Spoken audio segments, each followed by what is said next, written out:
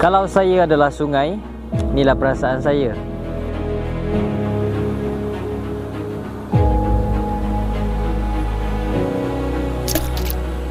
Tengok tu, contoh tak bagus.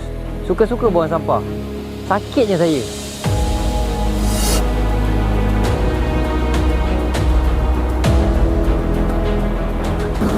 Ni pun satu. Dah nampak sampah, tapi buat tak tahu. Saya tak ada perasaan ke?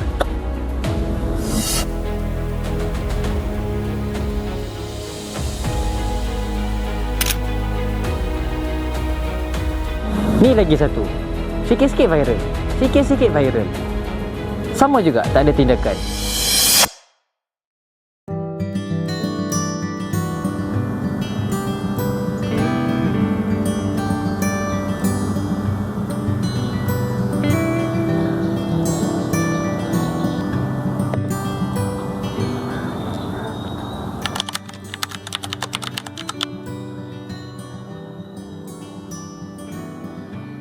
Pembuangan sampah secara langsung ke dalam sungai menyebabkan akumulasi bahan plastik, sisa domestik dan bahan pencemar lain yang menyumbat aliran air dan mengganggu ekosistem akuatik.